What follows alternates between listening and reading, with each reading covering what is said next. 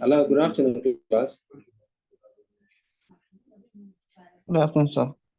Afternoon. I'm sorry, I've been trying to log in. The network was a little bit bad here due to the climatic shift, but the weather is getting brighter again.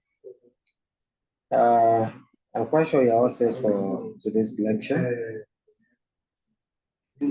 Briefly, our lecture today has been titled Lecture 8 and 9. The reason being that the remaining aspect of last weekend's lecture, and then I combined functional strategy, that is the chapter 8 of the ICANN syllabus, with the remaining aspect of last weekend lecture. So this one will assist us for us to at least we boast of covering 90 or 90+% of strategic management. So all other minor aspects of it probably can be looked at next week, or rather, I would love it that we should do corporate governance next week. By the time we do corporate governance next week, so we can be able to cover at least 2 topics in corporate governance. So upper week, likely I will test Miss Christina to have a lecture with you on risks and ethics. So already I have in mind that I'm going to be the one to anchor it, but she told me that she's going to be available. So upper week, she might start risks and ethics with you. Later when we are doing revision, all these areas too, I'm going to look at it, what you have been taught, some likely past questions, so you can be in the right frame from the exam.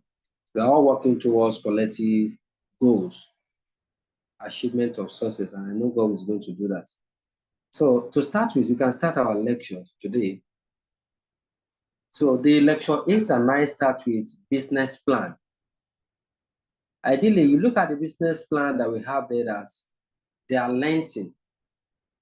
The rationale, the reason for putting this is for you to know that in exam condition, we have some past questions like that ICANN give us a comprehensive view of what the company proposed business plan is all about, or probably the existing business plan of the company that they have been using.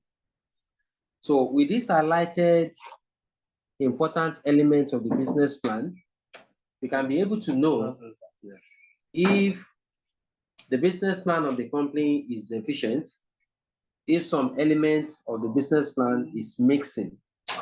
So this one will assist us to know. That's a main reason why I put the element of the business plan there. Ideally, I want to probably skip it later. But to glance through it, let's quickly look at it. The business plan of an organization is expected to contain the following important title or elements. We have one, the title page of the business plan must be there. It is very essential. After the title page, the next page should contain the table of content. Well, after the table of content, we have introduction.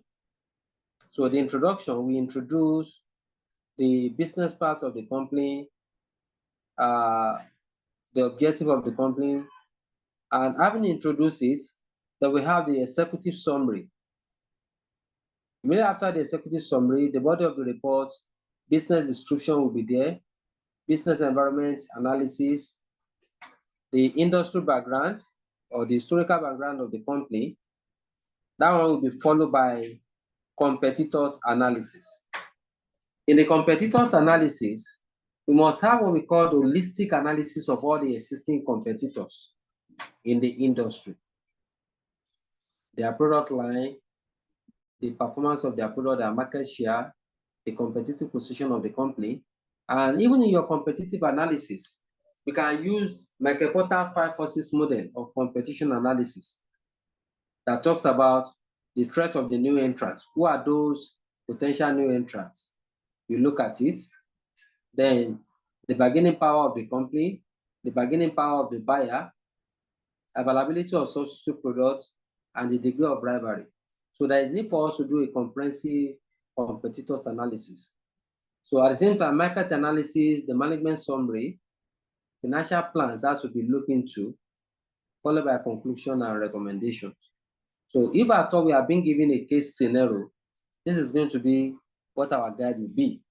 And at times we can have some questions on business plan that is no more than three marks. 3 marks, 4 marks, 2.5 marks, or 5 marks. You just tell us to outline the content of Hello, the sir. business plan. Hello? Hello. Yeah. Hello? Sorry, in the course of exam, we'll be asked to list and explain it, or just to list them out. Like, the recent exam that came out, they are required to draw out a business plan to outline. So automatically you have to know that the business plan contains this. Once you know that it's contained this, it will give you a good information and the layout of how you are going to go about. Is that understood? Okay. So let's be mindful of time, please, because of our experience last week. So let's go to the main. We are starting with balance scorecard, having look at the outline of the business plan. Balance scorecard. In exam condition, the name will not change. You will see balance scorecard, I think in 2020, 2021, and 2020, check. You will see a question of balance scorecard that came out. So the balance scorecard was developed by 2 scholars, that is Kaplan and Norton. So this model that we call balance scorecard is specifically designed by the scholar for measuring organization performance. That is the main reason for using balance scorecard. The balance scorecard helps us to identify a gap. How do we identify that gap? The set objective of the company, the actual performance of the company, we compare the two together. Do we meet the set objective, the standard objective of the company? By comparing with the actual performance that we derive, taking note of the gap and the areas of deviation. So balance scorecard assists company to measure their activities. And these activities that we are talking about is a combined thing. It measures the company and the employees' activities and productivity in line with the stated vision and strategy of the company. So if the vision of the company is to achieve further expansion across the whole nation in the next 4 years, and they have set this vision in 2019. So by this year, we're in the 4th year. All the strategy put in place, does the strategy give them the opportunity to achieve this vision using the available resources and manpower? Those are the things that the balance scorecard measures.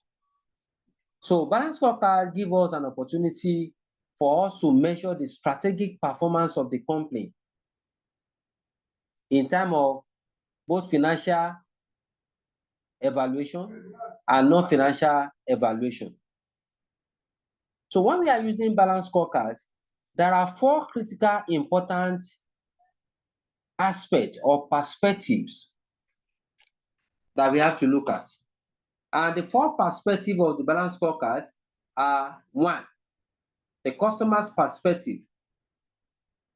What are the perception of the customers about our company, our product, our brand, and goodwill? The second perspective is internal perspective. So what are the integration and synergy operational activities that we put in place internally to achieve results and create value for the customers? The third perspective talks about innovation and learning perspective. The innovation and learning perspective means that how can the company, or what are the company doing in terms of acquiring more knowledge, spending on innovation and technology in order to create value for the customers and meet expectation of the shareholders. While the third perspective is the financial perspective. What is our cash flow, return on investment? What are the percentage of dividends we are giving to our shareholders? Are we meeting the shareholders' expectations? What are the strategies that we put in place to accumulate the wealth of the shareholders and maximize profit? So those are the things that we call the 4 important perspectives of balanced scorecard. So the 4 important perspectives of balanced scorecard again are customer perspective, internal perspective, innovation and learning perspective, and financial perspective. So all these perspectives has been simplified. For instance, to start with, you see the customer's perspective that you are seeing above, that customer's perspective is a repetition, sorry. Just go to the key elements of balanced scorecard that I just listed now. The internal operation, innovation and learning, financial perspective, and customer's perspective. So the first one that we have as internal business perspective operation. This one inform you and I, including corporate organization. So sorry Yes, about sir. that. It's due to network. So let's look at the key elements of the balanced scorecard, the 4 key elements. The 4 key elements that we highlighted are internal operation perspective, innovation and learning perspective, financial perspective, and customer's perspective.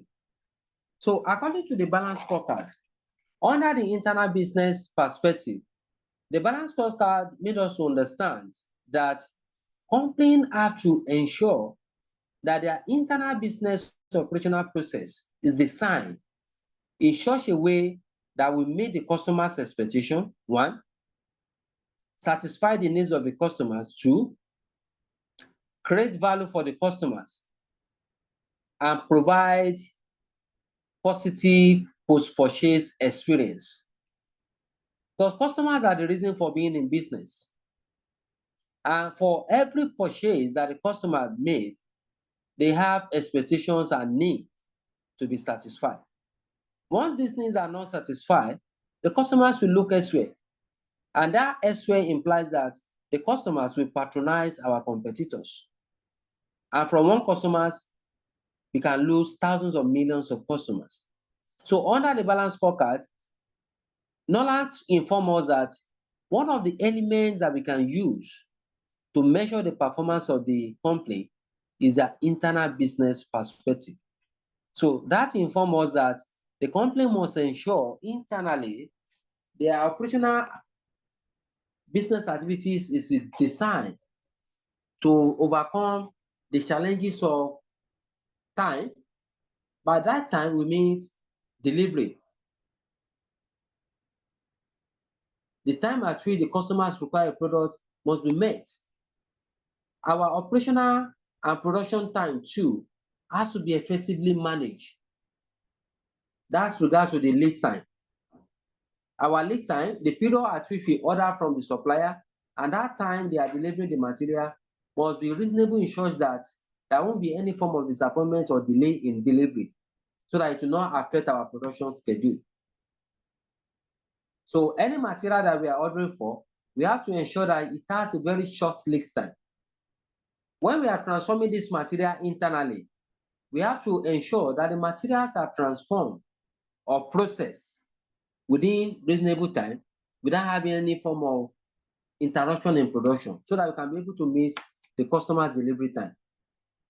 Quality too, the company must ensure they produce quality and standard products that offer value to the customers. Under our internal business perspective, you can see in yellow ink that we talks about the employee skill. Our employees have to be trained. We have to attract skilled, experienced workers that can assist the company to achieve their vision and mission statement and all the set goals. So the companies have to improve in the area of productivity and proficiency. When all these things are done and everybody is working internally toward the same goal, then automatically it will be easier for us to achieve our results. This result we now achieve, we should use balance scorecard to measure it if it conforms with the standard objective or result that we have in mind. So the second one that we have is innovation and learning perspective. Well, the essence of the innovation and learning is to create value and sustain it over time. So under innovation, for company to be innovative, that company has to ensure that they spend heavily on research and development. They spend heavily on technology. The company spend heavily on new product development and competitors analysis. Because our competitors really assist us. They push us to be more innovative. They push us to increase our capability. So ability of a company to produce a new product, create value for the customers, and improve their productivity and efficiency level depends on investment on innovation and the corporate learning. So this learning gives us a lot of exposure, and it will in turn provide opportunity for us to satisfy both the customers and shareholders' expectations. So innovation and learning is key. The third aspect of the balance scorecard is financial perspective. How do we look to our shareholders? That is what the financial perspective answer. For the shareholders to have a favorable look at us, for the board of directors, the functional managers, the employees at the lower level, the stakeholders, for them to meet the financial perspective of the company, that means the company must generate stable cash flow. And this one will be the result of quality products that we are selling to our customers. Because the quality, if the product is deficient in quality or it doesn't meet with the demand of the customers, then automatically they will not buy. So if they are not buying, our sales volume will not increase, our profitability will not increase. So we will not be able to achieve return on investments. So meeting the shareholders' expectation require production of quality products that are delivered at the right time with provision of value to the customers. This one will now bring significant positive effect on the profitability, dividends of the shareholders, the goodwill of the company, and prosperity. Because I always stress to you that in business, prosperity, that I use that word, sustainability, matters a lot. Because if you cannot sustain the company, then automatically that company that you are operating as a partnership, public limited company, or what have you, or personal business, lack of sustainability will make the products to experience premature death. It's either the company die, leave the industry totally, or the company remains static without growing. So the fourth perspective or the balance scorecard is not the customer's perspective. Though we have explained this, but the most important thing that we have there is that I told you the customer's perspective requires customer centricity. I intentionally use that word. It's a new conceptual word that we can come across. The customer centricity means that the focus of the company should be on the customers. Customer satisfaction should be our target, because they are the reason in business. All the company strategy, tactics, procedures, policy, objective should revolve around the customers. Once we made the customers to be our focus, then automatically the company will have a drive that will trigger us towards doing everything to ensure the customers are satisfied. The moment the customers are satisfied, then automatically it will be easier for us to achieve our goals. So, but for those customers that place, for those companies that place customers' perception or satisfaction as secondary, that the kind of customer complaints that experience retrogressing growth. So in the balance scorecard, Upland told us that we have to measure the customer's perspective. And it is being measured in terms of value for the money they are spending, the satisfaction they derive, referral coming from the customers, and many more. So having a look at the balance scorecard, we have another interesting topic that we call performance pyramid, very related to the balance scorecard.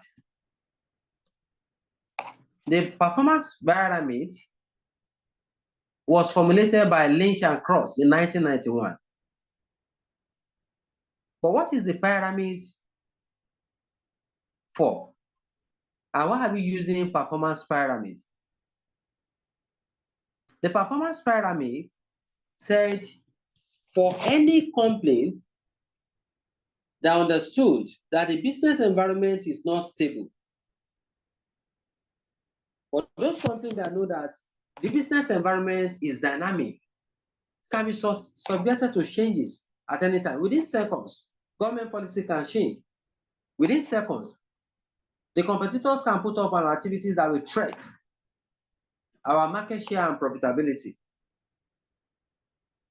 Lynch and Cross stated that for those companies that have that orientation, that nothing is static, nothing is stable in the business environment, they need performance pyramids. And according to Lynch and Cross, they emphasize again that the performance pyramid help companies to integrate their operational activities. Why? They categorically stated that all the company performance activities that we are talking about, processes, they are done at different levels, which you and I agree with. We have the corporate level, business level, and we have the functional level. And when you look at it, there are 3 levels of management that we have: top management level, middle management level, and the lower management level. There are different strategic, operational, and tactical activities that is taking place at each level. So Lynch and Cross, under the performance pyramid, now inform us that there are different activities that is taking place at each level of the management. And these activities must be supportive of each other. That is where we are going. He said no activities at one functional level will be sufficient for the company to achieve their overall objective. He said no. The activities of each level must complement each other. That must be what we call synergy. So when we now have that synergy with greater flexibility and increasing productivity, then we can be able to satisfy our customers. So when you scroll down, the illustration that we have underneath in form of a diagrammatical illustration, you will see that diagram that we have that talks about level 1, level 2, level 3, and level 4 of performance pyramid. The first thing you should know about this diagram is that the left axis that indicate level 1, 2, 3, 4, they discuss about non-financial performance. That is the first thing we have to know.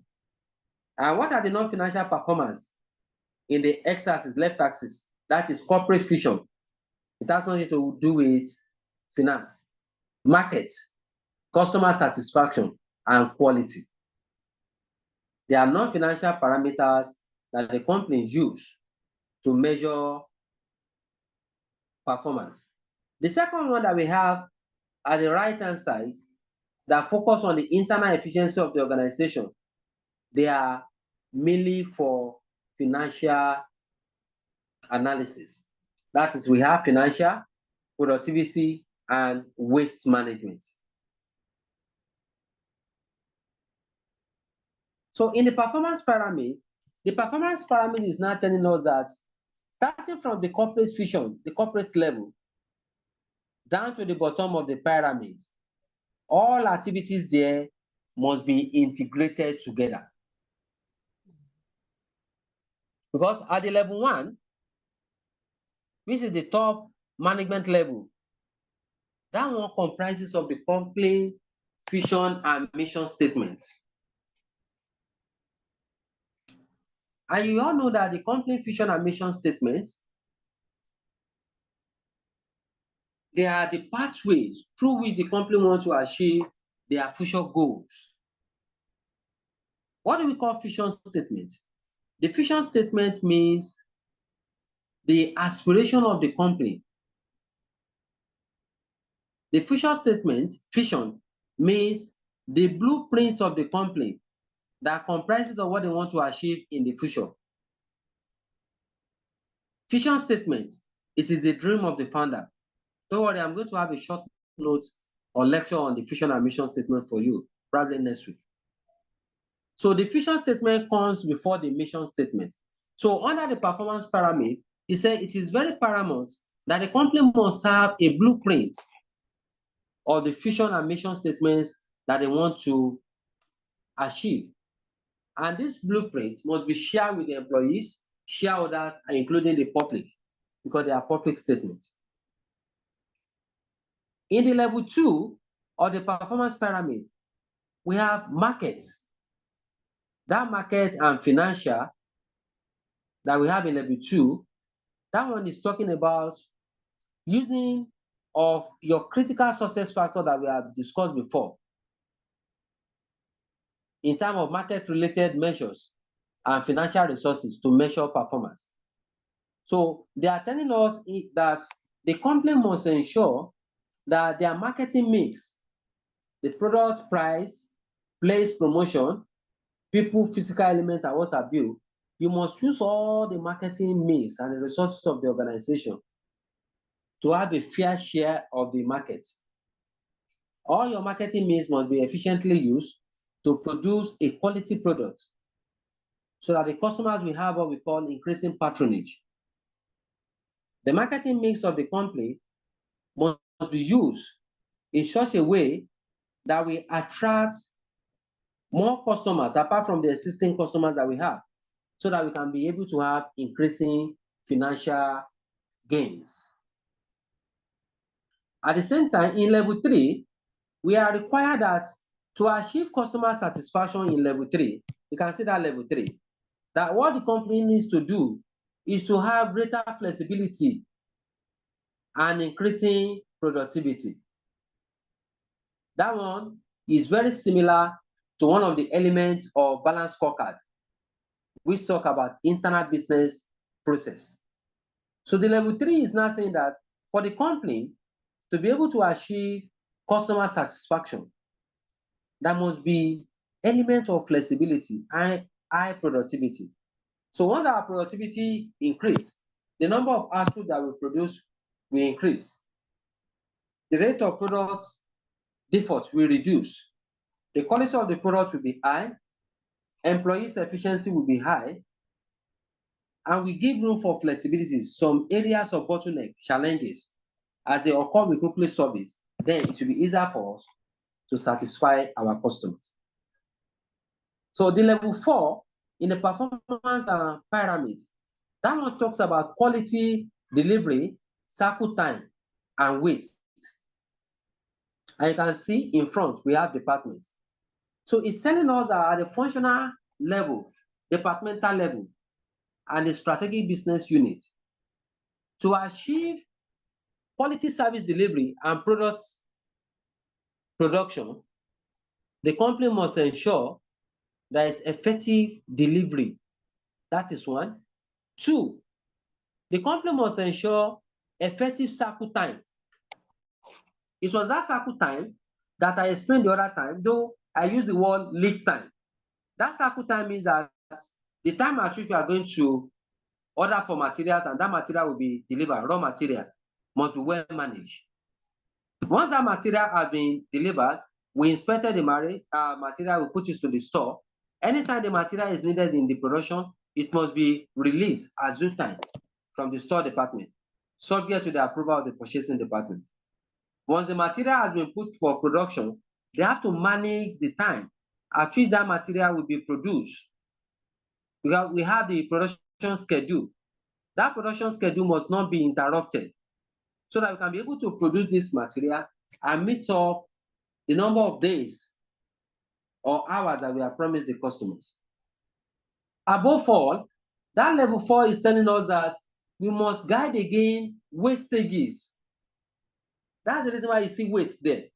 There must be efficient management of the resources of the organization. Any undue wastages should be prevented. The company must ensure they do what we call lean manufacturing. Lean manufacturing, effective waste management. That once you can be able to do this, then automatically the company will achieve results. So the major ways of achieving improved performance under the performance pyramid is for the company to be able to integrate all activities at all levels. Everything must be integrated together. Nobody should work in isolation. All the departments should work in accordance towards achieving the set goals and objectives. I assume that is understood, my learners colleagues, so that we can be able to go into SDR. That is the model of Fitzgerald and Moon building block model. This particular topic that we have now, I will implore you to at least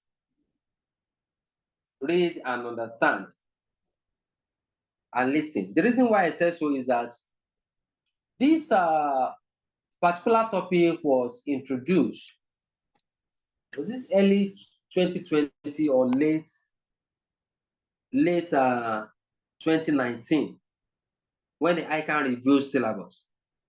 And ICANN now promised that though they have reviewed the syllabus, they had meeting with all the tuition centers, stakeholders of ICANN, the students and the rest. They now said the new syllabus will not be tested now, not even in this coming diet. That was at hand then. But despite the fact that ICANN promised wholeheartedly, and we all entrust their word, ICANN set this particular topic, that diet, that they changed the syllabus. And it affected a lot of students. Though I tested it, but I told the student we never can tell. Because ICANN introduced Fitzgerald and Moon building block model and the SWA analysis that we did last week. Strength, opportunity, aspiration, and result. That two topic was introduced.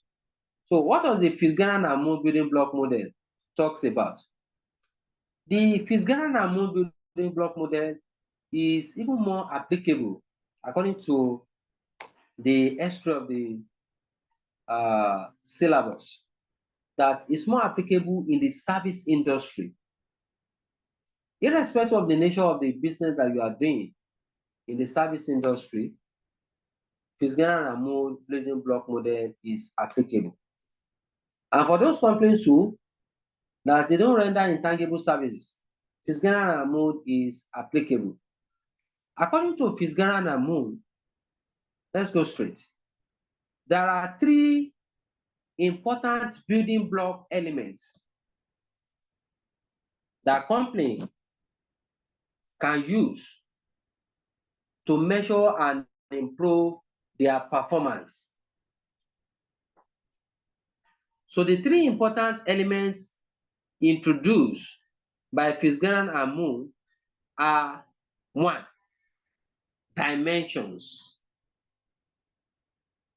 2, standard; and 3, reward. So that was the reason why I call it DSR, or we call it SDR, because it's not compulsory dimension should come first. Anyone you stated first, if the standard that comes to your mind, followed by reward and dimension, or if you state it the way I've stated it, that the three elements of the building block model are dimension, standard, and reward.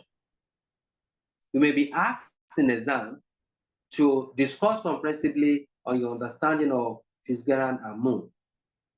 Or they might give us a case scenario that talks about the history of the company, what have you, their achievements in terms of profit making, their degree of competitiveness can be measured, the quality of their products, their strategic approach, whether they are innovative, they have technical capability, how effective they are using their resources, staff motivation, and the level of coordination and control.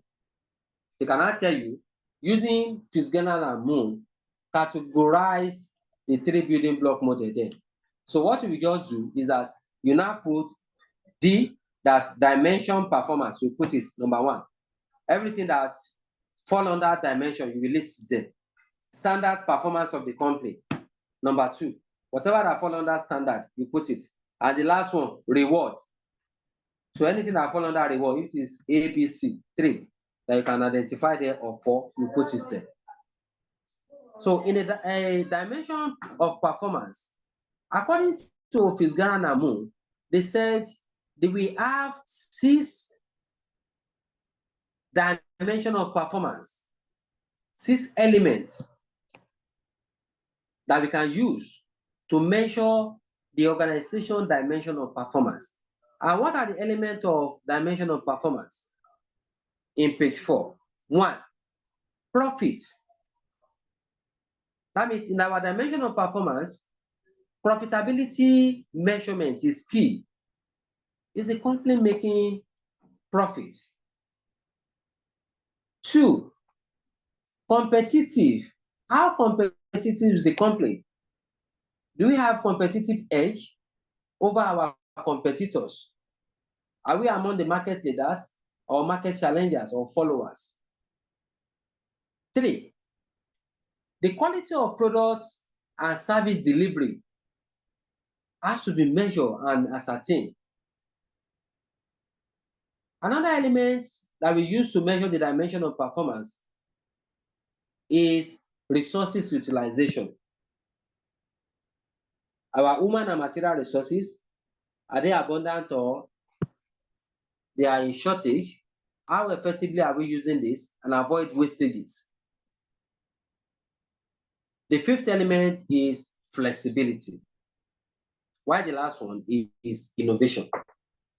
So when you have a case scenario in exam, so they will tell you the profitability measurement of the company.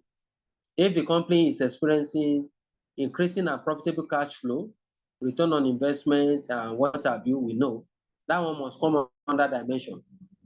If the company is weak in terms of competition in relation to other rivals, we state it that in time of competition, the performance of the company is below par or expectation because other competing companies have edge over them. In terms of quality of service delivery, based on the information given to us in the case study, so the quality is part of dimension of performance. Resources is under dimension. Flexibility and innovation is under dimension.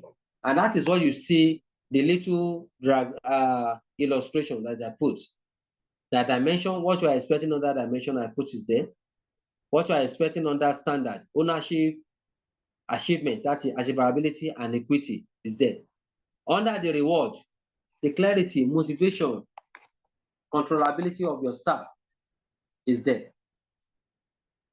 So we have to know that the performance that we are talking about under the Fitzgerald and Moon, the performance can be measured in 2 ways. It can be the measurement of the past results or the measurement of the future results. That one has been duly taken care of. The performance, we have the result of the past action. So the results of the past action and the future action can be measured. Under the result of the past action, the 2 important things that we can use to measure the past activities of the company are financial performance and the degree of competitiveness. If the company achieves tremendous performance in terms of returns on sales, increasing profitability, high dividends, and these dividends are shared at the right time to the shareholders, return on investment, return on assets. That is a positive, significant past result which the company can leverage on to achieve better future performance. So competitiveness too is there. Please take note. Under the Fitzgerald and Mood, we can measure past performance and future aspiration of performance of the company. So the determinant of the future performance that we are talking about, that was highlighted with blue ink. That the drivers or determinants of the future performance are quality, resources utilization, flexibility, and innovation. And to be stated in future tense that the company intends to improve on their innovation and technicality in the future by entering into alliance with certain company. And this alliance will take off the middle of next year, 2025. Those are the future things that they want to engage in to improve their performance. To increase the strategic approach of the company and flexibility, the company intends to send the staff for further training and capacity utilization with the possibility of attracting expatriates with requisite experience. They have not done it, it's still future. So that's the reason why I said the drivers or determinants of future are future quality improvement, future resources utilization, future flexibility and strategic approach, and improvement in innovation. So the little that we have said, to now make it easier for us, it has been tabulated. So the dimension of performance, we have it. Possible measure of that performance, it has been stated. You can see the dimension of performance. If we want to measure the financial performance, profitability is there, growth in profit or sales margin, return on capital is there. If you want to measure competitiveness, service quality, flexibility, resources utilization, and innovation. So I've put it in a tabular form for better understanding. So with this thing, we can be able to have a snapshot, a total capture of what we have been saying.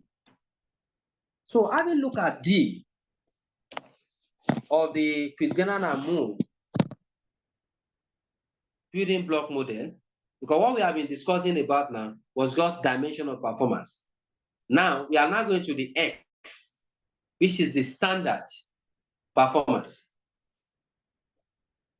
So, according to Fitzgerald and Mood, the standard performance of company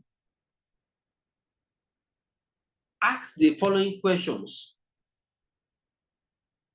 And it is very important we address all these questions because they give individual and the company confidence. They give them boundaries and control over their activities. The standard under Fitzgerald and Mood, I so love it in that it will make the workers to be more committed and for them to have perceived organizational trust. What are the questions Fitzgerald and Mood was saying under the standard? Look at the first one, please. He said, 1, to what extent do individuals feel that they own the standard that will be used to assess their performance? He said, to what extent do you feel that you own the performance? It's a very lovely question in that if individual accepts the set goals, the responsibility and assigned tasks given to them, they will perform better. Because failure to accept the tasks will affect the quality of their productivity and the product they later produce. So according to Fitzgerald and Moon, they said individual must be asked whether they own the standard, and this standard, should we use it to measure your performance? If the employee say yes, okay, I own the standard, I'm capable of managing this unit, I'm capable of using this machine and produce quality products with minimal defects, then you will see that the quality of output, productivity, and efficiency of short staff will increase. Now, it is always good for the employees to accept that they own the standard performance, because this one will make them to overcome all challenges. The second question on that standard is that, do they accept the standard as their own? Yes, if they accept, it's okay. Just like what I'm doing now. Just like what you are doing. You'll have used this available time to do other things, probably to watch football, play on your phone, or what have you. But you know that you own your future. Your future is key to you. You are the architect and major determinant that will shape your future. So that might not be back with prayer and what have you. Because everything is not about prayer. That's the missing link in Africa, particularly in Nigeria. So if you know that you own your future, then you work towards the betterment of this future. And now pray that God should bless your effort and position you to greater heights, so that you too can become somebody out of nobody. So it is not always good at all times to impose work schedule, overload the staff. Always ask them about the standard of the work they are doing. So you can ask them again under the standard. That's number 3 question that the scholar said we should ask. Do the employee feel that the standards have been imposed on them by the senior management or not? If they feel so, that might affect their morale. But if they know that it is the normal thing in the organization for them to be assigned responsibility, and if that responsibility commensurates with their remuneration and there's a reward for doing so, they perform better. So let's go to reward. Under the reward, you don't have to waste time here. What the Fitzgerald and Moon is trying to tell us, that the third element in the building block is reward system. All the employees that have worked tremendously, that are putting their efforts, energy, time, they must be duly rewarded. They must be paid their salary as at when due. If possible, at the top level, they must have a share of profit. At the lower level, they must have opportunity for bonus, payment of overtime, motivations. The motivation can be financial motivation and non-financial motivation. So ability to do this by the company will make the workers to improve on their productivity, and they will trust the management and be committed to achieving further goals. So next we have strategic change. What do we call strategic change?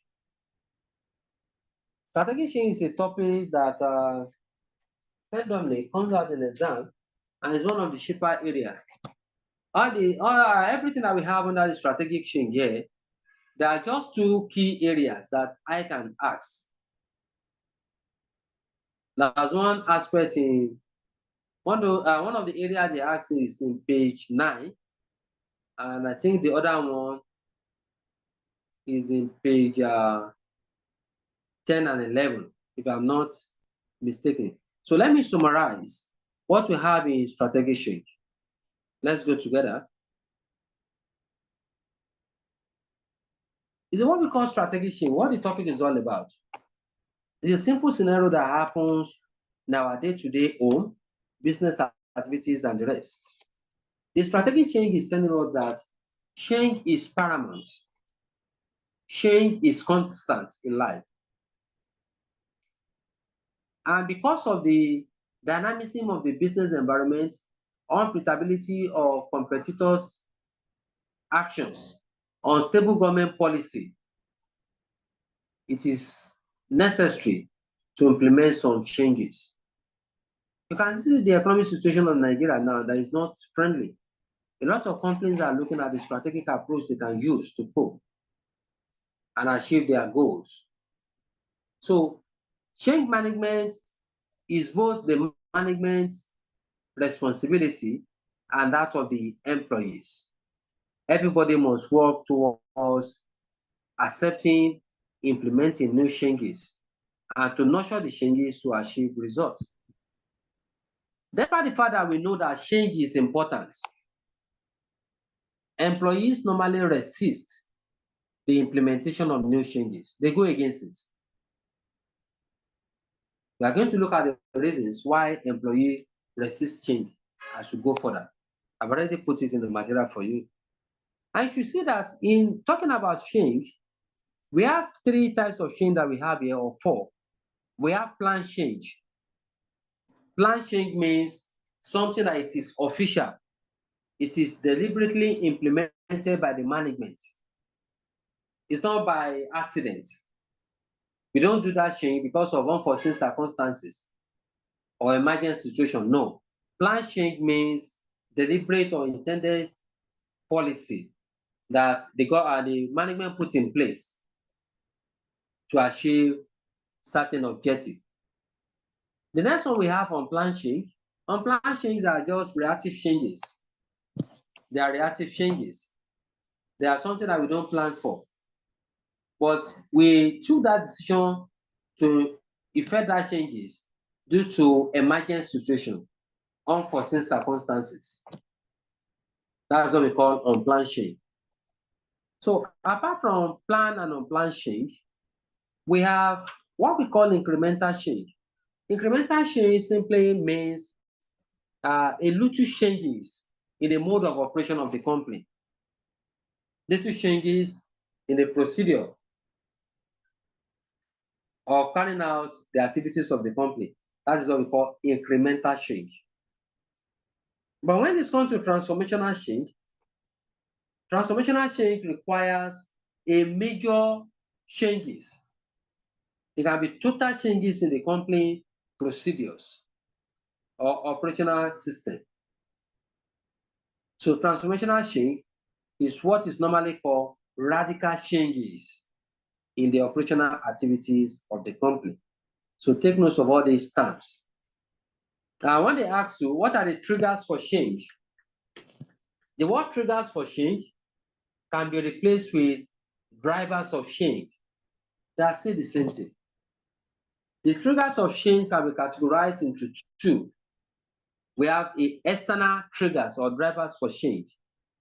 The external triggers or drivers for change comes with the pestle analysis that we discuss under the business environment.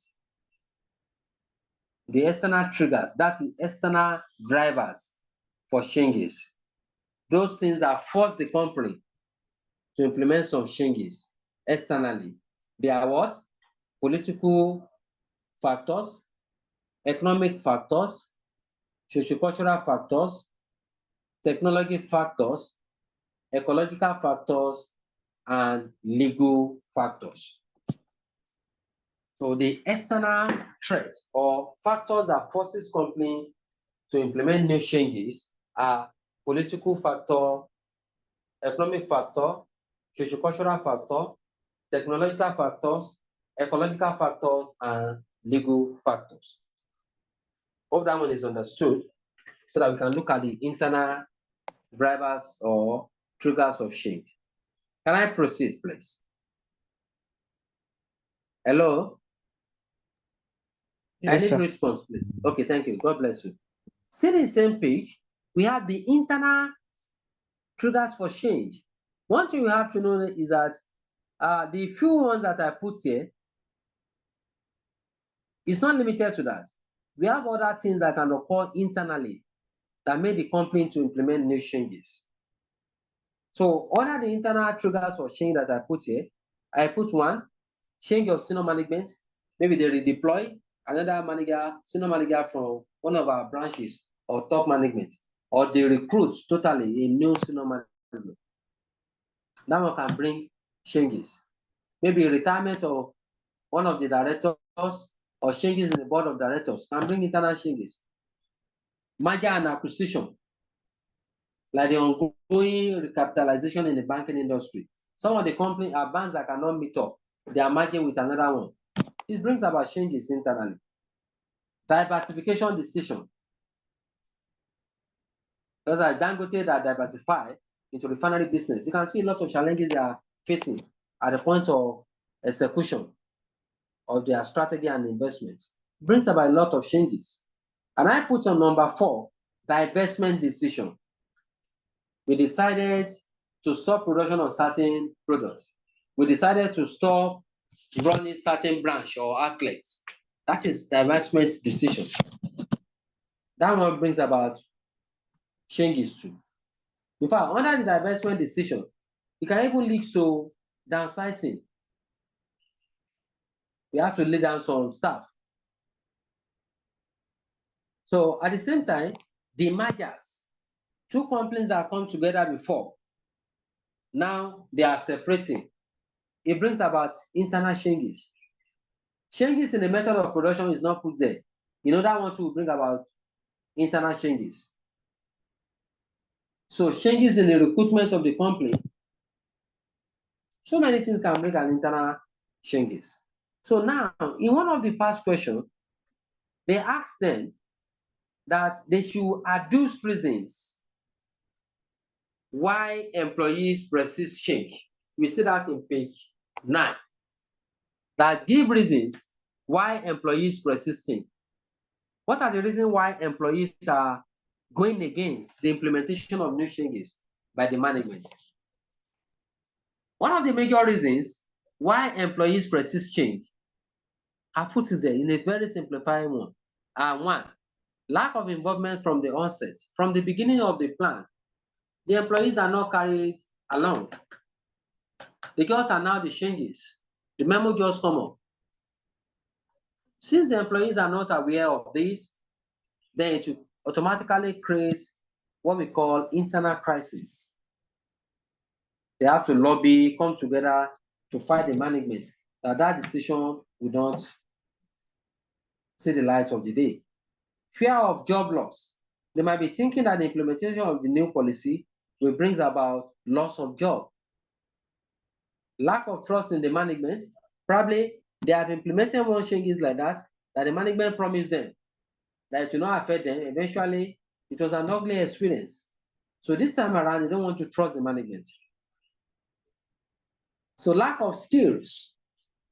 Maybe the new changes they want to implement will require acquisition of certain skill or future acquisition of certain skill, or you have to go for training or acquire more certificates.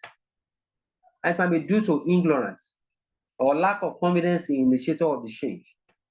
So these are few among the factors that bring about reason why employees resist change. So they ask in the question, what are the mode of resistance to changes? Anytime you see the mode of resistance to changes, what they are asking is that, what are the likely things that the employees will do to guide against the implementation of the changes? Briefly, you can see those there are put 5. The mode of resistance to changes are 1, strike. They can try to go on strike. Political disturbance, lobbying top decision maker. They can write a petition. Demonstration is there. Or they fight through their trade union. So what can the company do to manage employees' resistance to changes? What can we do? When they are saying they want to go on strike, political disturbance, they are doing demonstration, they write NSC. So what can we do to manage all this situation before it disrupts the production process and it can cause reputational damage? One of the tools that the company can use is employees' education and communication. Inform them the reason why we want to implement the changes. Let them reason with us. communicate with them from the onset. And as the company is moving from one process to the other in the change management process, we have to let them be informed, carry them along. 2, manipulation.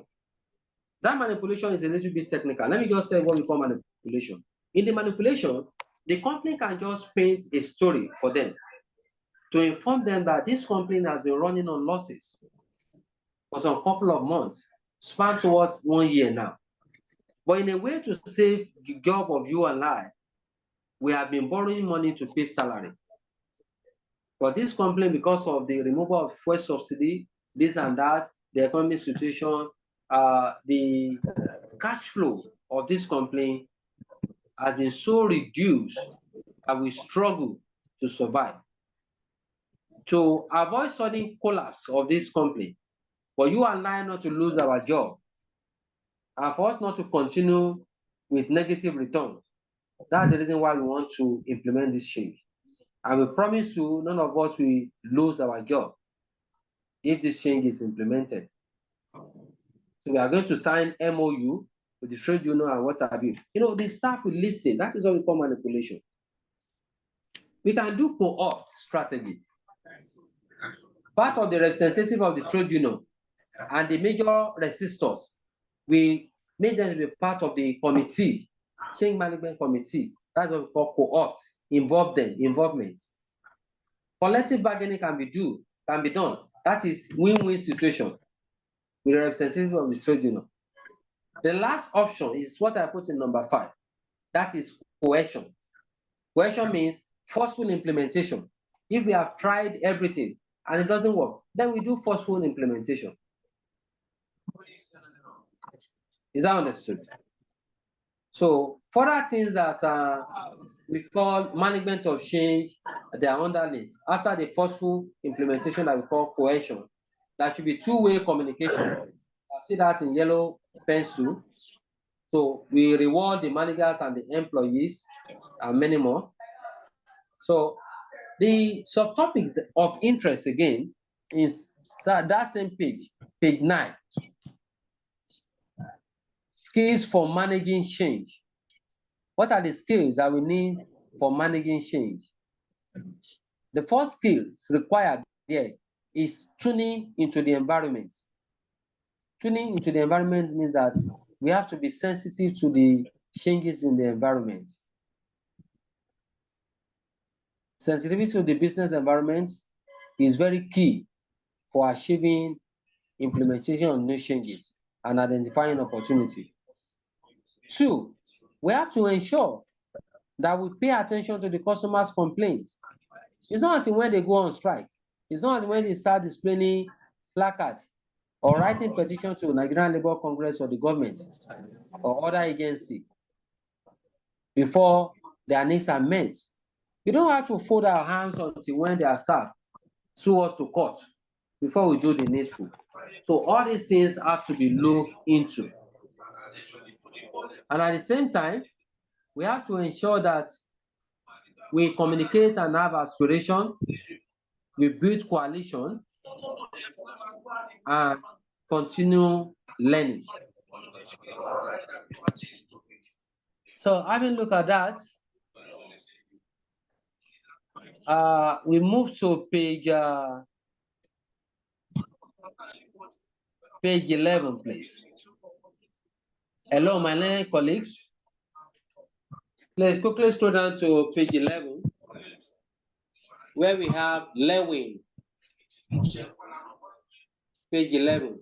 You will see Lewin on freaks, change, and refreaks. Madam Augusta, you are please on mute, please. You have to mute your this thing. It's really creating background noise. Thank you. Have you seen Lewin on freaks, change, and refreaks in page 11? Hello?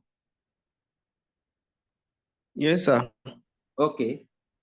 So what this Lewin of freaks, change, and refreaks means is that there are three things that company must do for you to achieve results under change management. This scholar now assists us that should be a planned transformational change that center on three things. And what are these three things? You must unfreeze, you must change, and you must refreeze. What is the meaning of unfreeze? Unfreeze means that you must beg, persuade. If there is need for you to prostrate or kneel down or prostrate, you must persuade or plead to your employees to accept the new changes. Plead to them that this new changes is due to the current situation of the country. We want to bring new policy that will reduce costs and give opportunity for all our staff to retain their job.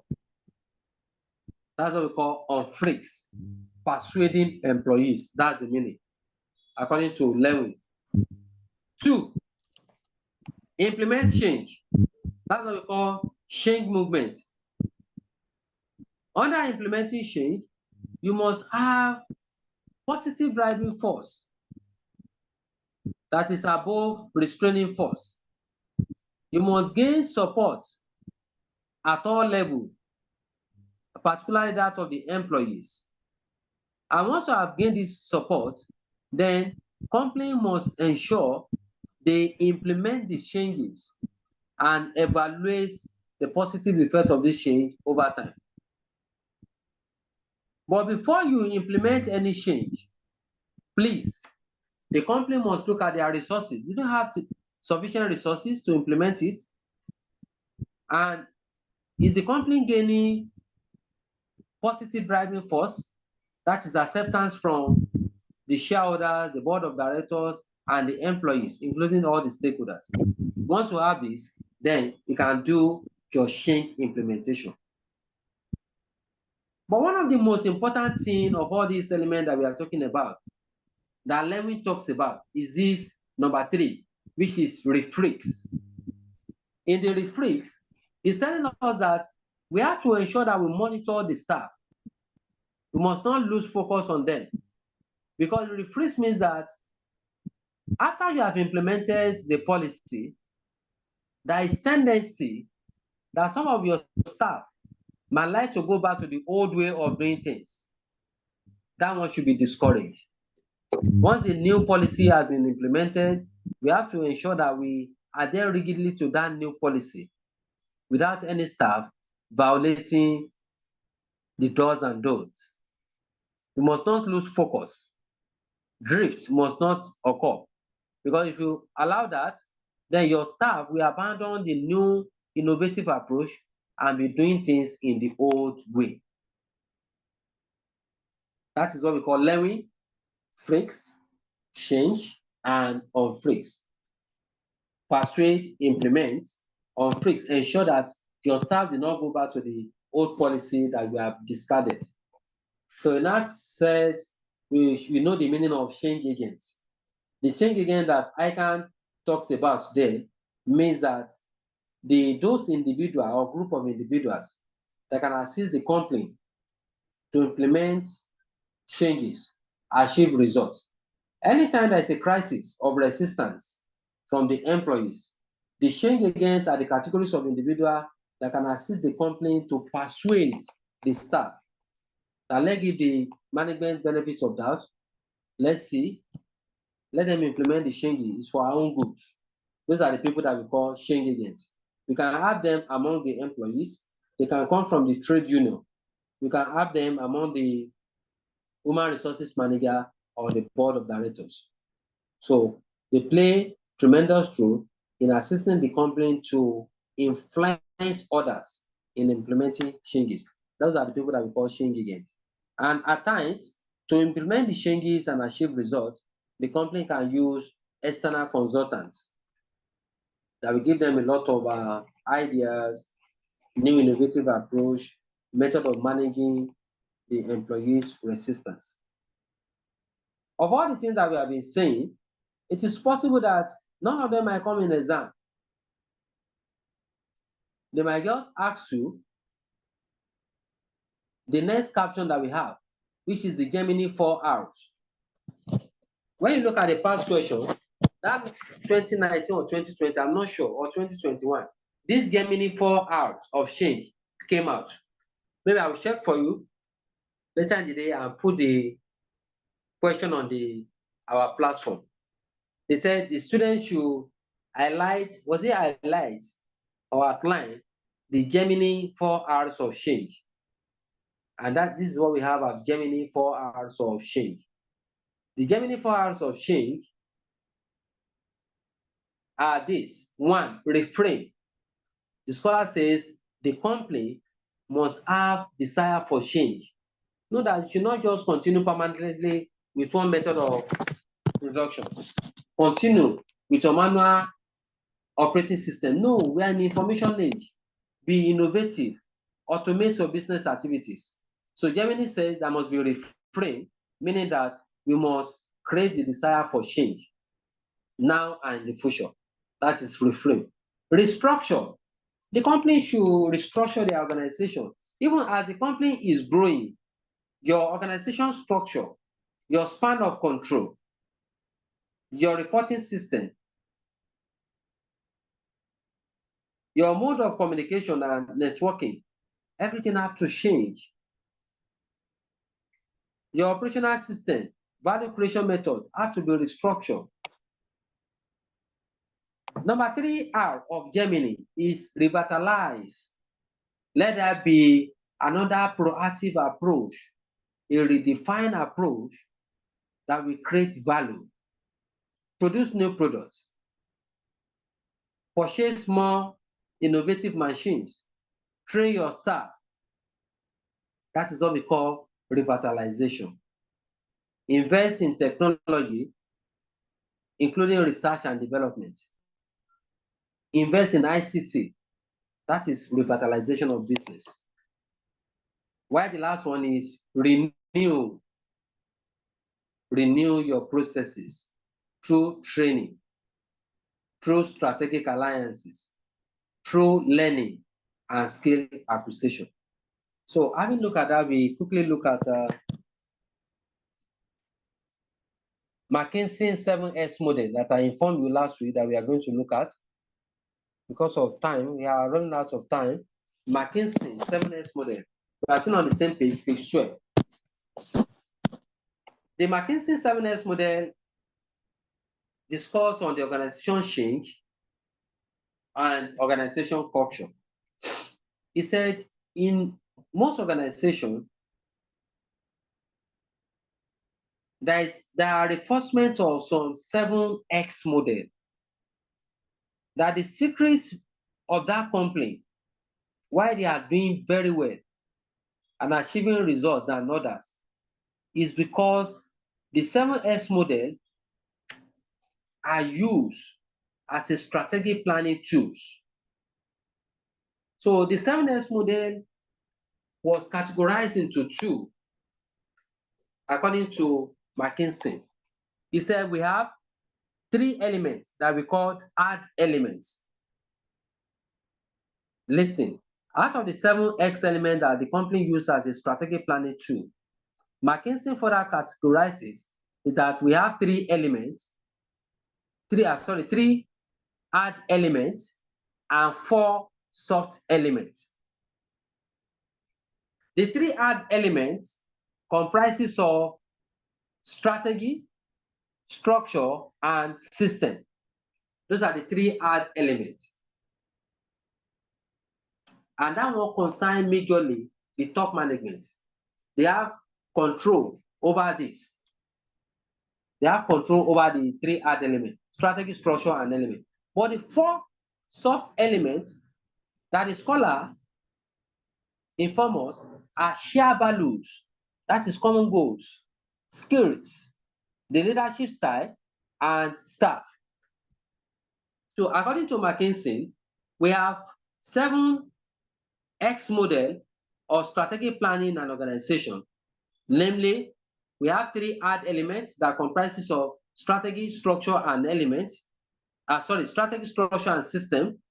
While we have 4 soft elements comprising of share value of the company, skills, style, and the staff that we refer to as the employees. All these things are well explained. The three hard elements that we have are the structure, system,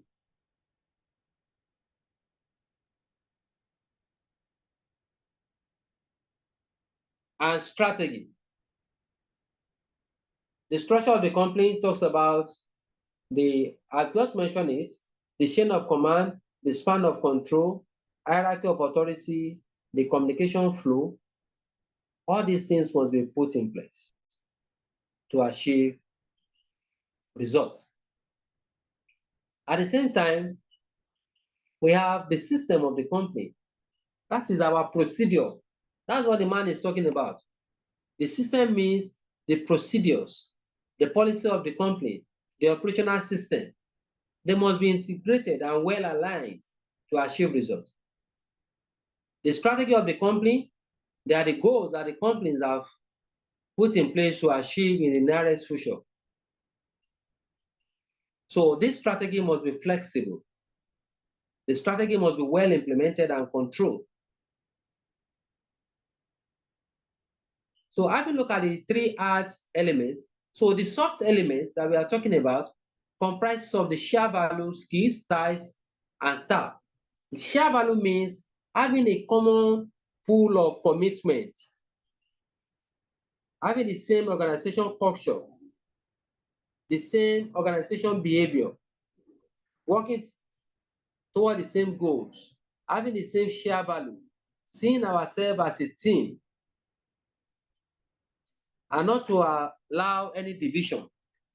In the share value of the company philosophy and ethical value must be the same across all levels and branches. That is share value.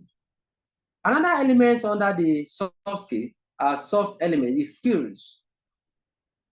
There should be improvement in the capability, capacity, competency of the company and individual staff. But this is the only way through which we can successfully implement our strategy and achieve results. The style is talking about the style of leadership. The company should use the style of leadership, probably democratic leadership style, teamwork, management by objective that will bring about collective goal setting and achievement. If the style of leadership is hostile, if the manager or the director is an autocratic leader, then automatically it will affect the performance of the workers. They won't work for you. The leadership style is key. At the same time, the staff, they are the assets of the company that assist us in achieving results. Those staff must be well remunerated, well paid, well trained to improve their potentials and productivity. That's just what McKinsey talks about. So they might tell you to discuss on McKinsey 7S model of strategy. So inform the examiner, the McKinsey 7S model of strategy is a strategy plan tools that categorize the model of strategy and planning into two. Namely, we have 3 hard elements and 4 soft elements. The significance of this has been stated. So let's go to cultural web. Johnson and School cultural web.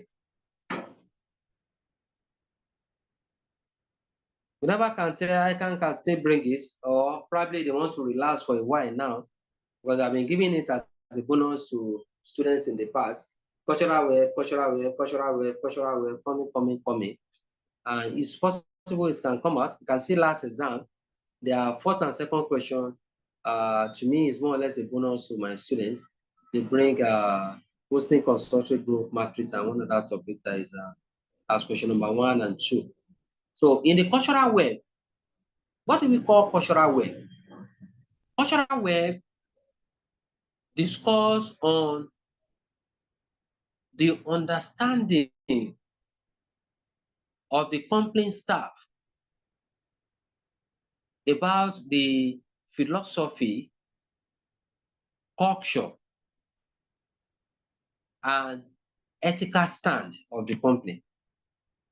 According to Johnson and Scholes, the Johnson and Scholes inform us that company must ensure that all their staff, including the newly recruited staff,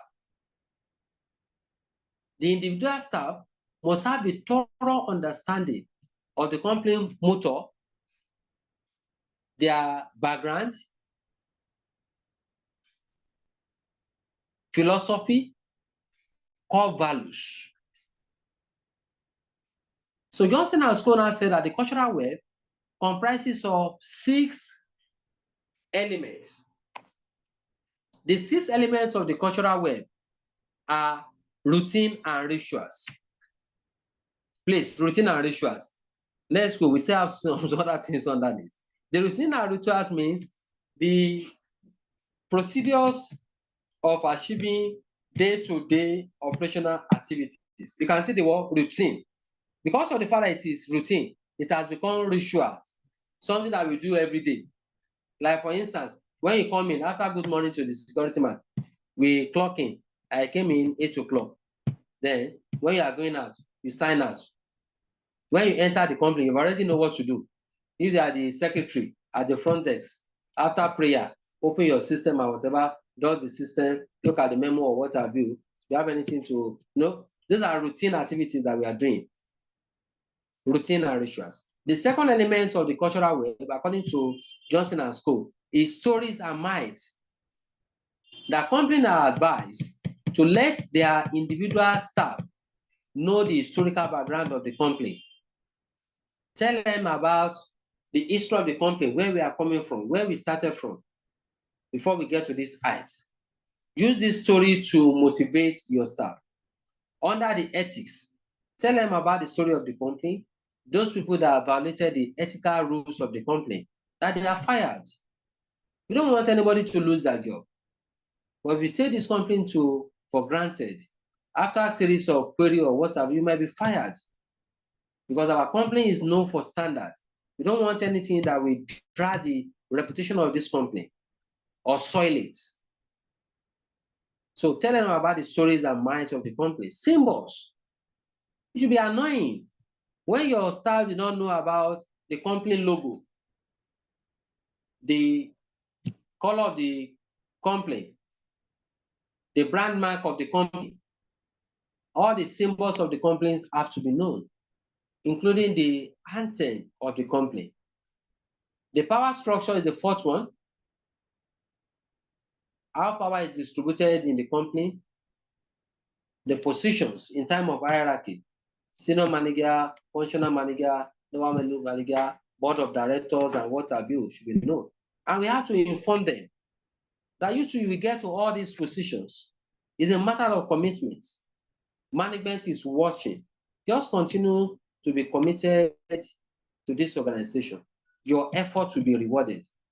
Very soon, you should become a director of this company. We have some of our staff that are cleaner. They started from cleaner. Now they are managers. So the power structure has to be explained. At the same time, the organization structure that talks about the span of control, the departments, units, and what have you, have to explain to your staff. While the last one is the control system. So having looked at that, those are what we call the Johnson and Scholes 6 elements of the cultural web. The 6 elements of the cultural web that the staff of the company, a must, all of them must know, is routine and rituals. Our daily activities, how we go about it, stories and myths, the history of the company, symbols, the color of the company, the logo, the trademark, power structure, organization structure, and control system. So lastly, in the next 15 minutes, we are going to look at the chapter 8, functional strategy, and that will now give us opportunity next week. I want us to at least look at 2 chapters under corporate governance. So all other aspects of strategic management, I'm going to do justice to that. So the functional strategy, what does the functional strategy talks about?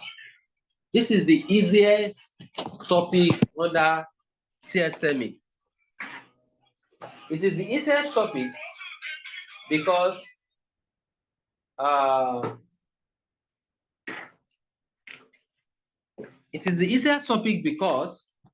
what the syllabus is just telling us is just to give us a guide, a clue on what the companies have to do when it comes to functional strategy. Because I rarely see any past question that takes the student to discuss on functional strategies of the company. They have to discuss on the financial strategy, R&D, ICT, or whatever. So they just give all this robust understanding of the key roles of the company and what they're expected to do on all their various functional strategies. So if the company now do this thing in a very wrong way, then we can know. Damilola, you can talk now, please. Good afternoon, sir. Good afternoon, Dami. Yes, sir. Please, I want to ask, that is for exam purpose, these materials that are given to us, are they comprehensive enough, or we are supposed to like get more resources to add to it? Yes, I can tell you they are sufficient. They are sufficient enough for you to write the exam. Okay. They are sufficient, yes. Okay, thank you, sir. You are welcome. Look, as I look is raising up his hand. He can talk, please.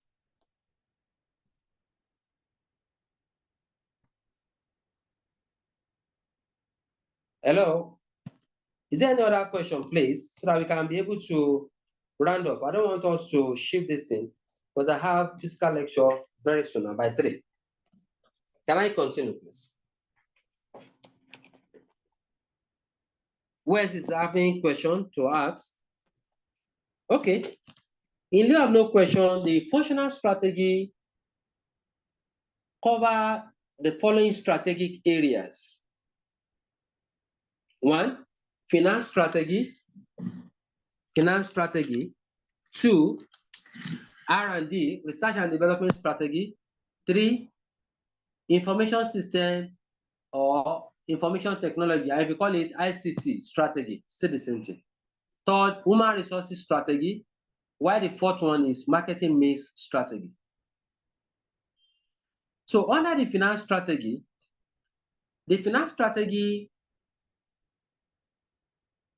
employ organization to put in place a functional finance department that will be saddled with responsibility of managing the financial resources of the company, managing their projects, managing all the products and services rendered to ensure that they are profitable and bring in returns to the organization. So the essence of that finance strategy is to ensure that there is a going concern, to ensure that the expectations of the shareholders in terms of profitability and wealth accumulation is met.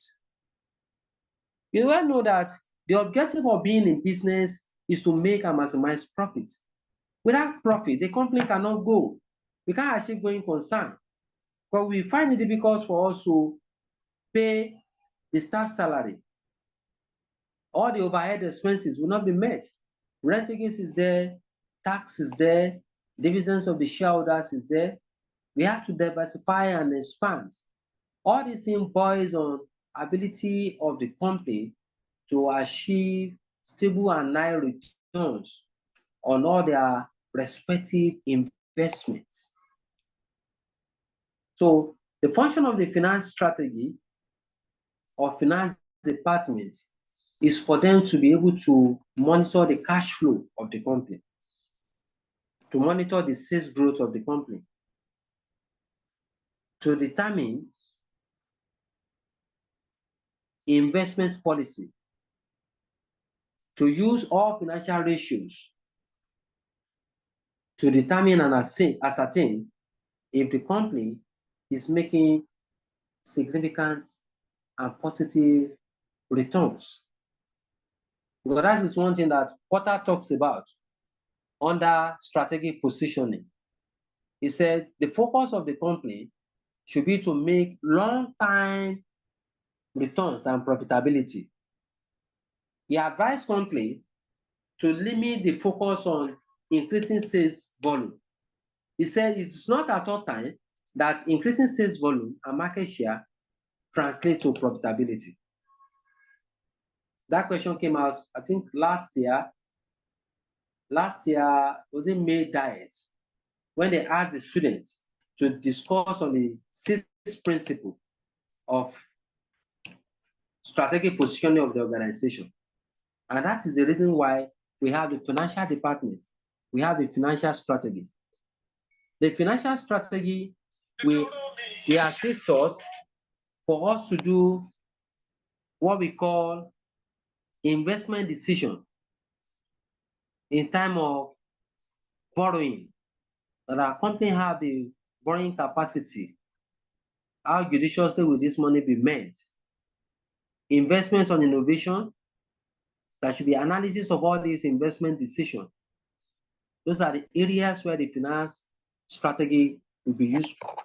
In the area of budgeting too, and resources allocation, the finance department have role to play.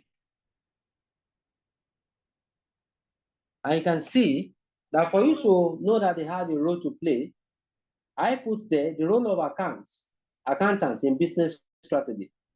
The role of accountant in business strategy, recording financial transactions, preparing annual financial reports and accounts. So to provide strategic and financial decisions and support to the company in the area of budgeting control and capital investments. In fact, in the area of capital appraisal, too, the finance department and accountants play a major role there. In the area of new product development, if it's not profitable, then we'll have looked at the profitability index and assessment. So it is duty of the finance department to step it down. So another one is research and development. What are the significance and contribution of the research and development strategy? The contributions and the areas of product renewal. Research and development give us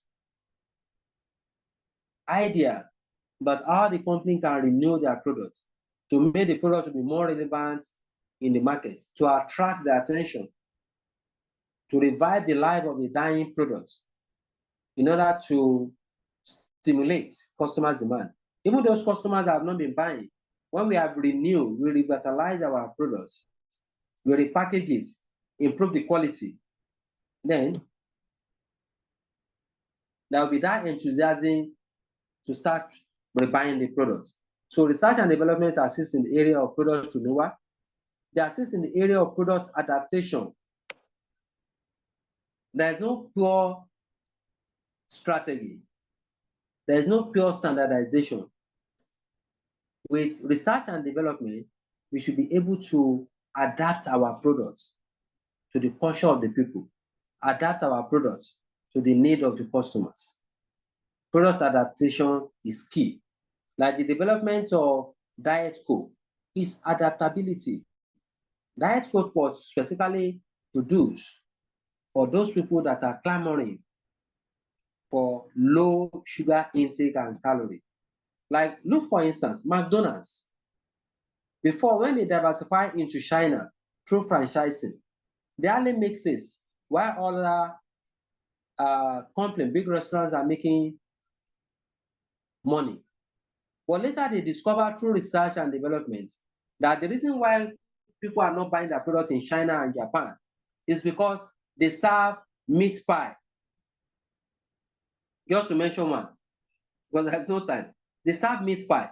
And this meat pie that they are selling is not becoming a waste. They produce, nobody will buy it. They have to throw it away. So later they discovered that cow happened to be a sacred in China. How? Because larger percent of people in China, they worship cow. Just like in Brazil, that some people worship snake and the rest. So cow is forbidden for them to eat. Once they discover that, they have to adapt their meat pie to the need of the China people by producing chicken pie and fish pie instead of meat pie. So we adapt our products to the culture of the people, to the taste of the people. And research and development also help us in developing new products. It might be a modified product or entirely new product that is quite different from product that we have in the market.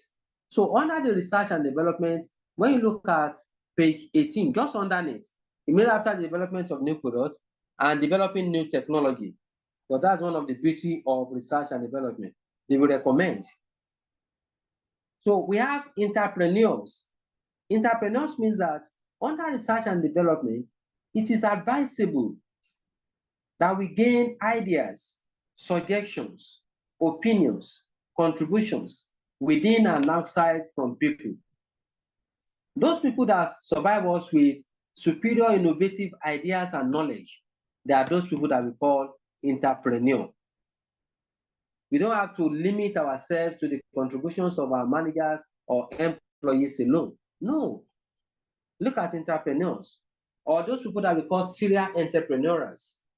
The serial entrepreneurs include the likes of Dangote, Femi Otedola, and some other individuals that have series of business that are successful, that they manage on their own. They give us a lot of opinions and contributions on how to develop and reduce our strategic risks. In our production strategy, our production capacity too has to look at all our existing machines. If some of them are obsolete, expired, we have to change them. We can sell them as scrap. Some of the machines are not obsolete, but we have a new machines in the market now, in the industry, that can improve our productivity. The companies are expected to invest on those machines in order to increase the level of output, spread their fixed costs, and produce at a reduced price. All these things are very, very, very essential. At the same time, we have production resources planning. Our production resources planning, our inventory management have to be effectively managed. So we need capital equipment. All these capital equipment, that should be judicial spending of our resources. So you have a role to play there as an accountant. All the expenses have to be queried. We have to do what we call suppliers evaluation. We have to do what we call appraisal of that investment. The amount of money required, can we get it in another company at a lower price? If the price is higher locally, can we import it? So all these things are what we call investment appraisal. So once we have done all these things, then we can move to the third aspect of the functional strategy in page 20 that we call IS and IT. We have it as IS/IT here. That does not mean that in exam condition, they cannot call it ICT. IS means information system. IT means information technology. Information technology. So what we have, you can have ICT, information and communication technology. Information and communication technology. We can have it like that. It's still the same thing. So be it IT, ICT, or IT. So what that one is just saying is that company must have a unit, a strategic business unit that we call information system unit or information communication unit that are saddled with the responsibility of assisting the company in the area of transactional processing system, in the area of management information system. The ICT too is their responsibility is to source for data and information that will be useful for business planning and investment decision. The ICT, they assist the company in the area of DSS, that in the area of decision support system, executive information system, manpower capacity utilization. That is the area of training. Training in the area of ICT and many more. The airports in that area. And you should know that the essence of this ICT is that they will assist the company, the management board of directors and the employees to have access to latest and useful information. Apart from that, they will assist networking of the entire company, both the headquarters, branches within and outside the company. Through ICT, it will be easier for us to network. So they bring the entire organization into cohesive whole. So they achieve results without looking for middle line manager that will now link the top management with the lower management. Once we integrate our business activities, it will be easier for us to achieve results through the use of technology and automation of our operational process. The fourth one, page 21, is human resources strategy. This one just discussed basically that the human resources strategy is the responsibility of the HR unit or department. The human resources department, they are responsible for the management of the manpower of the company. Their functions is not limited to just managing the manpower of the company. Part of the objective or the reason why we have the human resources unit and strategy is to, one, assess the quantity and quality of the staff that we have. It's not just to have the quantity. We have large employee strength. Our staff is about 15,000 staff. What is the quality of the staff in terms of skills, experience, technical knowledge, ICT knowledge, capability, competency?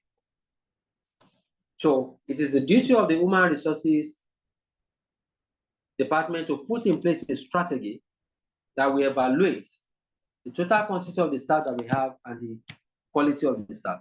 Any areas where we have redundancy, knowledge gap, justice should be done to that.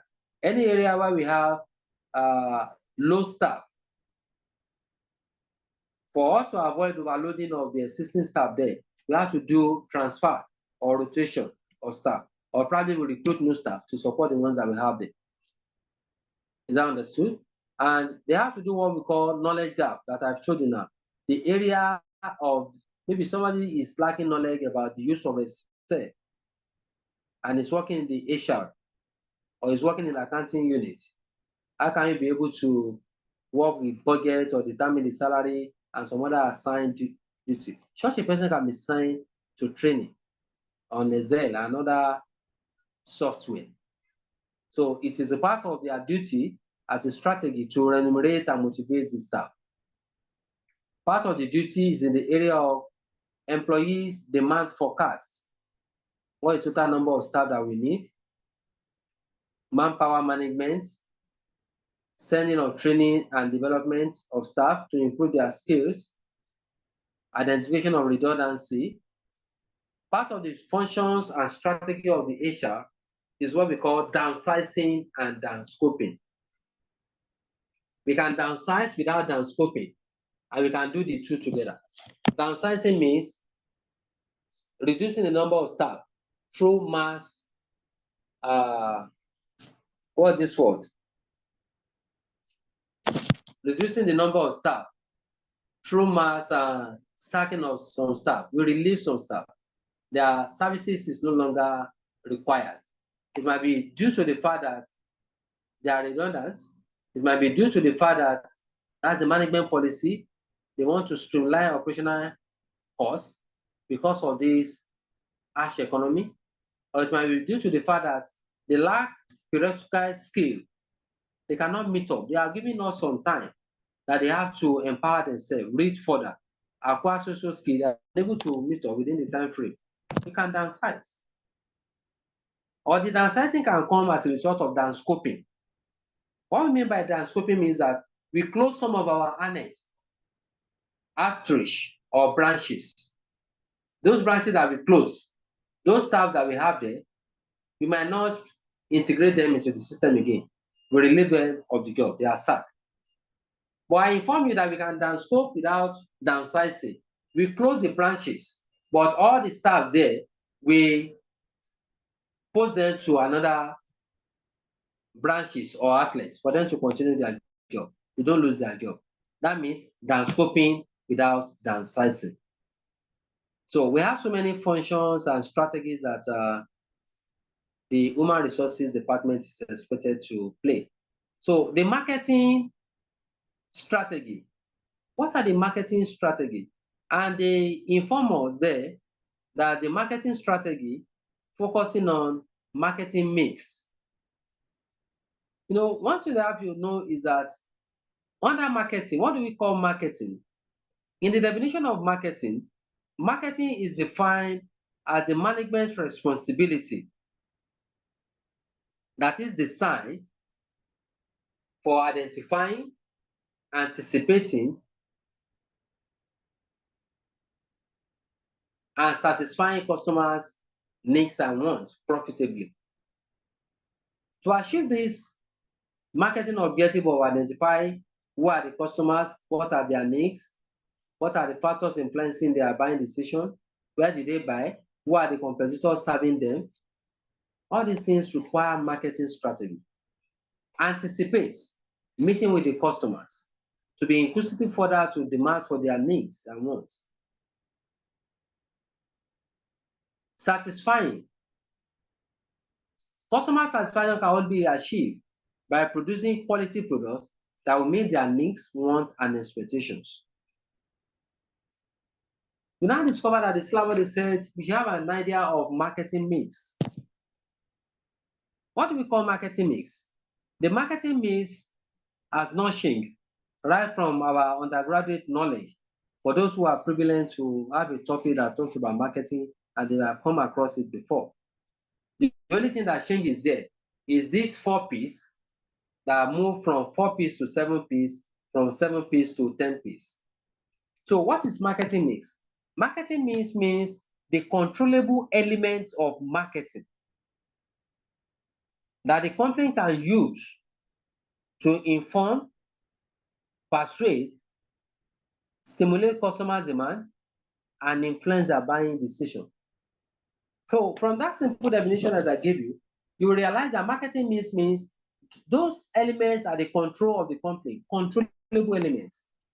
We use them to inform the customers about our product, quality, product existence, source of the product, availability, the price of the product, the features of the product. That is informed. The marketing mix, something like promotion, we use it to persuade them to buy our product and influence their decision. So for your own syllabus, you are restrained that you should be limited to 4 pieces of marketing mix. And the 4 pieces of marketing mix are product, price, place, and promotion. So product, what do you call product? Product is anything that is offered for sale and satisfaction of customer. Anything, that's what we call product, that's the definition. Biro, boots, shoes, foodstuff, cars, petrol, phone, earpiece, ceiling fan is product. Even our president, apart from being a product of God, is a product of APC. Peter Obi is a product of Labour Party. At home, those people that have the capacity to employ housemaid, they are paying their salary. Housemaid is a product. So that's the reason why I say product is anything. And we have tangible product and intangible products.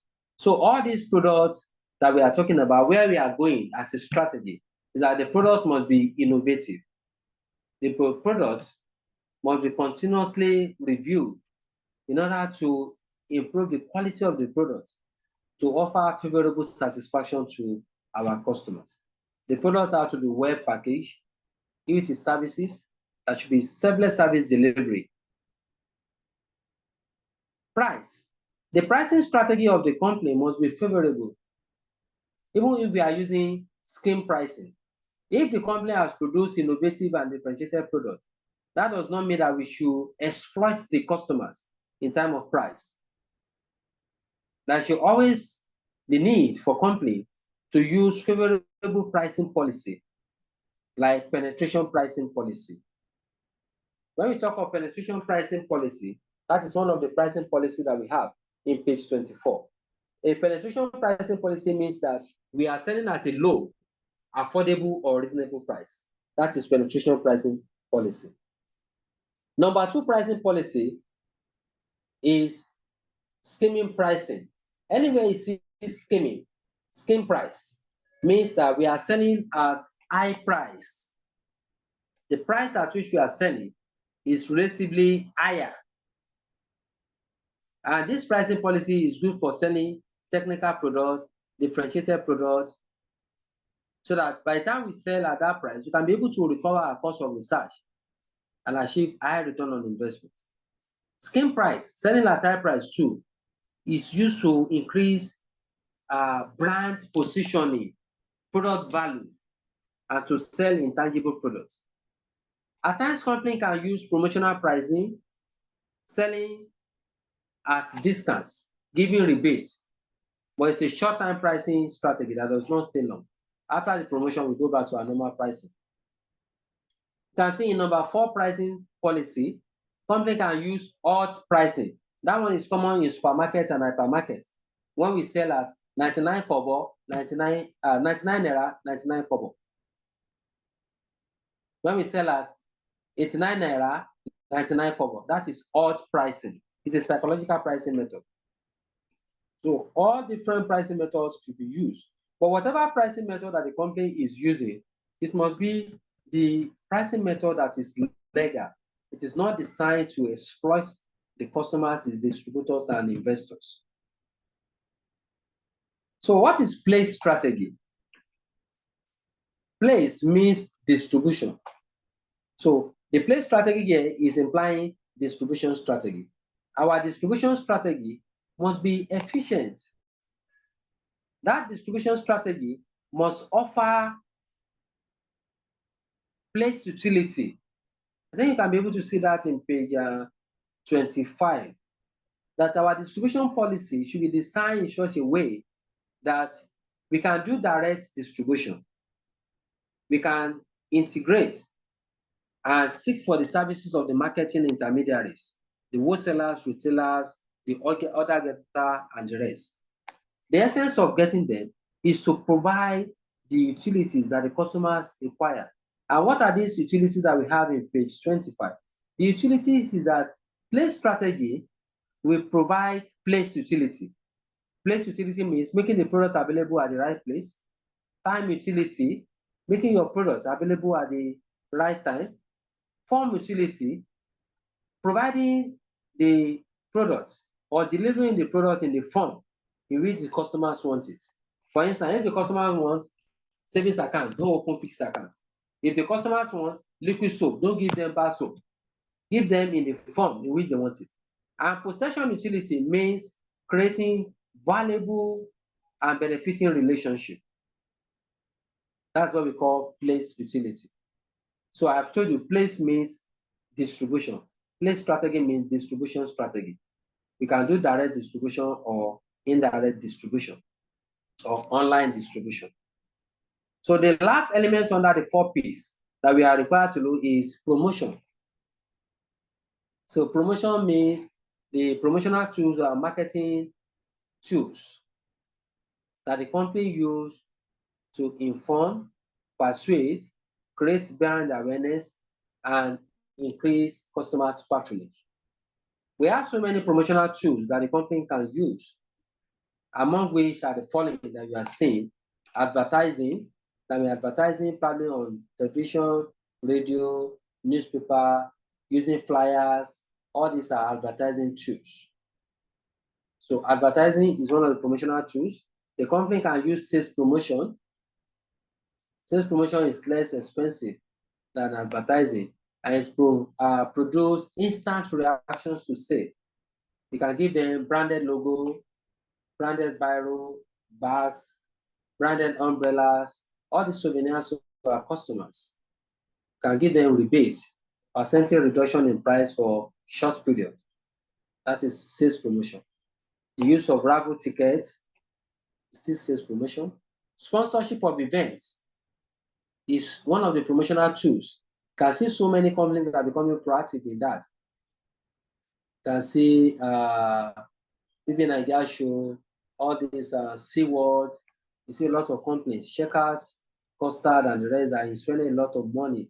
Nigerian Idols, all those companies that do that, it has direct effect on the customer's patronage, the brand image of the company, and profitability. So public relations is one of the elements of promotional tools that is designed to build good relationship with the public. At the same time, we have celebrity endorsements. Celebrity endorsements can be used. And what is in vogue now?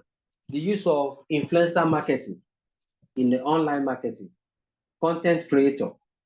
And I put here push and pull strategy. Let me answer that quickly, because I know the push and pull strategy, Abiodun will ask me that I skip that. The push strategy, they are strategy that we design, promotional strategy. We specifically sponsor a promotion. That promotion is designed to appeal, to beg all the distributors to sell our products, to give our products shelf life, to stock our products. That's what we call push strategy. That promotion is designed specifically for the distributors. And it's very common when the company introduces a new product. But when it's going to pull strategy, the pull strategy are promotional strategy that are designed to persuade the consumers. So this time around, we are not designing it to persuade the distributors. Pull is designed to beg the customers and consumers to buy our product. Push strategy is to design to persuade the distributors to sell our product, particularly when we introduce a new product. You know, at the introduction stage, because of the newness of the product, they might be reluctant to stock our products. So we now design an advert to persuade them so that they can be able to stock our products. So thank you for your time and effort. I really appreciate. God willing, we meet in peace next week and can be able to look at least 2 topics in corporate governance. At least we have dwelled well on strategic management. All other areas that we need in strategic management will be highlighted, and we are going to do justice to them. Thank you so much. So permit